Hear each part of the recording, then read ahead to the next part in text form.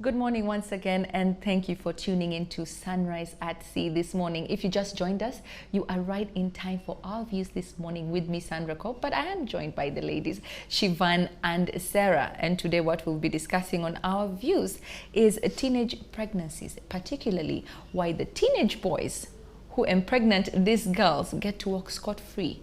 And then these girls have to face all the consequences. Yeah, and what sparked off this conversation actually was in our news story this morning with Shivan. And it went like this: a regional health minister has come under fire in South Africa for telling schoolgirls to open your books and close your legs. Poppy Ramatuba made the comment during a visit to a secondary school in a bid to encourage abstinence and reduce teenage pregnancy rates. Social media users criticized the remark and questioned why it was only directed at girls. Now, the opposition politician Siviwe Gwarube called the remarks deeply problematic, and she went on to say, and I quote, "This was an opportunity to have a meaningful conversation with these learners about consent. Instead, you victim blame. Place undue pressure on girls," she said in a message on Twitter.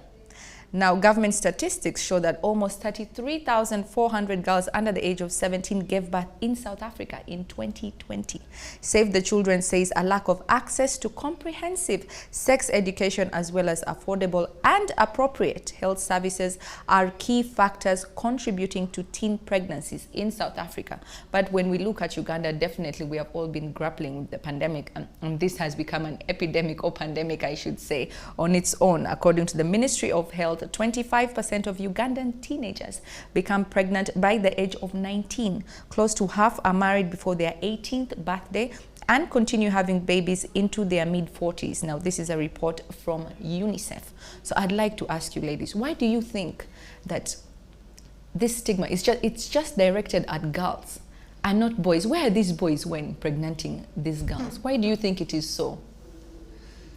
I think it has more to do with the kind of society that we live in. We have made it look like a girl should take sole responsibility for getting pregnant, forgetting, again, I said this when I was reading the news, it takes two to tango. A girl did not get herself pregnant, a boy was involved. So I think much more emphasis needs to be put on the boy, and the reason why it's happening is because we are neglecting the boy child, and instead we are victimizing the girl child and making them feel like having a baby is the worst thing that ever happened to them. And we are not making the boy child accountable for the decisions and the actions that they are making. What do you think, Sarah? Sarah? You look like you have a lot to say. I do have a lot to say. Why society or people always are harsh on girls is because women, young girls, or little girls are the ones who are going to suffer the bigger consequence of getting pregnant. And it would make sense that they are harsher on girls than they are on boys. Not to say that boys need to be kept out of this equation, because the young men's voice, the young boys' voice, the fathers, the brothers, the uncles, the teachers, and the mentors' voice is very important in stopping this, because girls won't get pregnant if the boys don't get them pregnant. You know, it works that way. But why we put more emphasis on the girls, it's because it is the girl or the young woman who is going to suffer these consequences. Because it doesn't make sense for you to expel a boy for getting a girl pregnant. He's not the one who is pregnant. He's not being who is going to carry a pregnancy. It is going to be the girl. For him, his life is going to go normal. I'm not saying punishment should not be imposed on boys who get girls pregnant. All I'm saying is that we are only accountable for our own actions as an individual, not another person's actions. If this young girl decided to lay down with her teenage boyfriend and got pregnant, she should know that there are consequences to doing that. And the possible consequences is that it's going to disrupt, may not ruin your future, but it's going to disrupt your future. Having a child, I'm not saying is the worst thing in the world, but it can be a difficult thing to raise a child when you're a child yourself. When you have aspirations, when you have goals that you want to achieve, but now this is a setback and it's taking you back and disrupting your course to your success. I'm not saying it's going to ruin, but it can disrupt and take you back. But I beg to differ, Sarah, a little bit there. And I think we had this conversation, but in a different context about last week. Yeah. And we're talking about birth control, but that's not what we are talking about here. But I'll just like to pick something from there. There's something that you said that really stuck with me. And you said that men or boys, the males can impregnate a girl every day.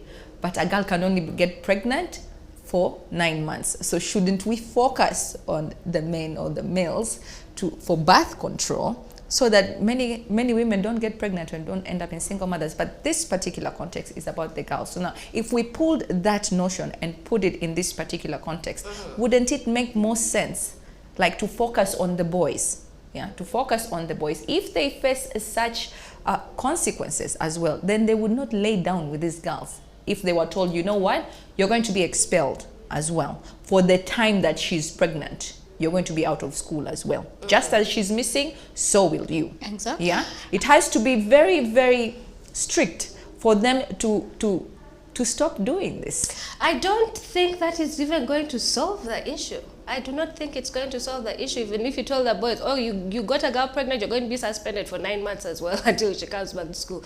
It's not going to solve the issue. I think we just need to really sit down and teach these teenagers that there are consequences to your actions. Especially the girl needs to protect herself. She's the one who is going to, deal with the 9-month pregnancy. And we know pregnancy is not easy. It's not easy for everybody. She's the one who is going to be expected to take care of that child. You see how society is very lenient on boys or men who run away from responsibility and say, that is how men are. That is how men are supposed to be. When are we going to start taking responsibility for our actions? We need to tell the girls, you get pregnant, it is going to disrupt your life. When I was in school, we had senior women, and they showed us a movie called Consequences. It was a West African movie. No, it was a South African. It was not from South Africa, I think, either from Botswana, somewhere in Southern Africa. I will never forget that movie. It traumatized me as a teenager. And that is why I even opted to go to a single-sex girls' school for my high school, because I knew you get pregnant, you're going to fall out of school, mommy is going to ship you to the village, you're going to stay there, and you're going to be done for the rest of your life. That is what the message was a bit harsh, but that was the reality back then, and it's still a reality for a lot of girls now. It's a reality some young girls are living right now. So girls need to understand that. Think of yourself. That boy in that moment is probably thinking with his little head. Yeah? But for you, you're going to pay for it. And you're going to keep on paying and carrying that for the rest of your life because you're going to be a mother. You don't take days off. That's true, Sarah. I completely agree. But what I am saying is, shouldn't we change that culture? For example, shouldn't we focus on sexual reproductive services for teenagers and sensitize these teenagers with a deliberate inclusion of boys as well at the center stage? Definitely. Absolutely. And giving access to these services. Shouldn't we be having that conversation? Yes, we should. And that is why I do not take it lightly when I see conversations. I mean, we have had different organizations coming up like SEHAD, like Save the Children, like Reach a Hand Uganda, and they have been doing different initiatives in regard to, educating the girl child, and they also go the extra mile to include the boy child. I think that is where we need to reach. We need to reach a point in life whereby these discussions are not just centered around the girl child, but the boy child is included and is inclusive and he should know that when you do this, these are the consequences. Are you ready to be a father? So it's not just a one-time moment and you think you're going to run away from it. No, there should be consequences for him as well. But however, I think it is very important that we call a spade a spade. Many religious leaders, especially in rural areas, and here uptown also in urban areas, are not comfortable with talking about these things. Some parents living in Kampala are not comfortable talking about these things. How many fathers sit down and tell their children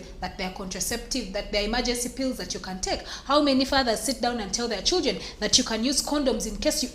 we do not have these conversations. And guess what? If you're not the one going to tell them, they're going to find out on the internet. And when they do, it's even worse. So can we learn to have these candid conversations with our children and tell them exactly how they need to protect themselves if they surely cannot abstain? You know, so it goes back to having real conversations. People should stop acting like these things are not happening. Religious leaders, parents, adults alike, let us educate the girl and the boy child and teach them the safest ways of how they can actually protect themselves. And talking about, sorry to cut you off, Sarah. No, just to supplement on what she's saying. Yes, that is very important. And again, I want to emphasize my point. I'm not saying boys should be excluded from this conversation. I am just saying girls need to also take responsibility and understand that they are the ones who are going to get the shorter end of this stick. So punishing boys, yes, let the boys be punished, but also the girl needs to understand. I need to take responsibility, the magnitude of the responsibility she's taking by laying down and having unprotected sex. Our teenagers need to learn that there are consequences for your actions. When people start to understand that there is a consequence for a thing that I do, then they're going to think twice before they engage in that activity. And here I'm talking about young girls or young people who engage in unprotected sex, and it's consensual amongst themselves in their, with their teenage peers. They need to understand. I'm not talking about the girls who find themselves, either defiled or molested or raped, because that is a whole different conversation for another day. But even those girls need to learn to speak up and find ways to protect themselves better. But I'm talking about our teenagers need to understand that there are consequences to your actions. Regardless of whether there is punishment going to follow you, the punishment will come and then it's going to go, but the impact it has on your life is going to be lasting. True. And now talking about actually religious leaders, Shivan, as you were saying, this particular bishop came under fire, and it is Bishop James Sebagala of Mukono Diocese has directed teachers in Church of Uganda founded schools to block pregnant or breastfeeding girls who will turn up for studies. The bishop's directive contradicts the Ministry of Education guidelines to accept girls who got pregnant or gave birth during the lockdown. And then the First Lady Education Minister Janet Museveni urged parents to guard their daughters. Quote, "I will not get tired of reminding you parents to always keep an eye on your children so that they do not get pregnant during this lockdown." And this is directed at the girls, not the boys. Lastly, during a recent national address, President Yoweri Museveni said underage girls that have gotten pregnant and given birth during the pandemic will not be expelled from schools when they reopen. So clearly this bishop was just being emotional, because the president did say that these girls were supposed to go back to school as schools reopened in January, because we had 90,000 girls who fell pregnant during the pandemic because, of course, they were out of the classroom. But let's look at measures. What measures? And that's what we were talking about here. Measures to take to curb teenage pregnancies. And first of all, raising awareness of their sexual and reproductive health rights. This is very important. This is what we were saying before. And connecting them with education and health services and support the key decisions they make about their futures and their bodies. And this is what Sarah has been saying, that girls should know and understand the magnitude of what they are getting themselves into, because when push comes to shove, they are the ones that fall into the fire, so to speak. And then to call on governments to strengthen national health systems, implement comprehensive education on sexuality and relationships in and out of schools, and provide affordable self-contraception to tackle the root causes of adolescent pregnancy, and also to call on governments to do more support to support pregnant girls and young mothers to continue and complete their education. Now this, I guess the bishop there missed the memo, because it doesn't make sense. I mean, you've had a child and then you cannot go back to school. If you have that opportunity, I think it's a way, like you were saying, Sarah, it's not the end of the world if you maybe take a detour, but not everyone also gets back. Some are not that lucky because they go through a lot. That is true. However, I don't think the Bishop, Bishop Sebagala, because his message was coming from the foundation, the values, and the morals of Christianity. And that is, they preach sex after marriage, not sex before marriage. And he was speaking from a place that it is not right for it would be a bad example to exactly engage in premarital sex, because there are many, let me finish, because there are many things that come with it. Okay, there could be diseases, you could teenage pregnancy, here we are, you understand. And he's also trying to not have, he was also speaking from a place of, let us set better examples and let people know that regardless of situations, there are still morals and values that should be followed. And he was speaking from a Christian point of view. We all read the Bible, Madam Pastor here. Yes, you know what the Bible says. You know what the Bible. Yes, you know what the Bible says on. You know what the Bible says on that. However, he did continue to say, let the girls give birth and then go back to school. So I'm just clarifying on what he was saying. I think we've taken religion a top-notch higher. Like that thing of examples, and probably in the Christian perspective, it is not allowed. I mean, live by example. Let me tell you guys, things happen. You will never know how hot the soup is until your own children have fallen victim. And that is the thing that baffles me about Christianity and being a Christian. You know, you're very quick to judge someone. You know, like I remember when there was an issue going on about, I've forgotten his name, but when I remember, I'll get back. And we forget that if you're the person who was in that situation, you wouldn't probably want for someone to be saying, you know, you cannot go back to school, let's set an example. You'd probably want your child to be at school. So I guess let's just remember that what goes around definitely does come around. Even if it does goes around, it's still not the right thing. And they're not being victimized, they're being shown that there are consequences to their actions. Well, there's a lot to say on this subject. Please head on down to our social media pages at CTV Uganda. Don't forget to use the hashtag CTV Sunrise. Let us know what you think. But before we go, I'd just like to read 2 comments on this. And people were saying on Twitter, this is Eli Derrick MT, it's because everything is about the girl child. Enough school necessities, all the attention is put to the girl child, all the care and love. No one cares about the boy child. That's why any disappointment fuels anger from the caregivers, not even remembering the boy child. And lastly, Amanda says, not only boys but men, not only boys and men but their relatives. Well, Amanda, here we're talking in the context of teenage boys to teenage girls. Well, that's all we had for you on Our Views Part 1 this morning, but don't go anywhere because Siobhan is next on with a very interesting conversation as well. Don't blink.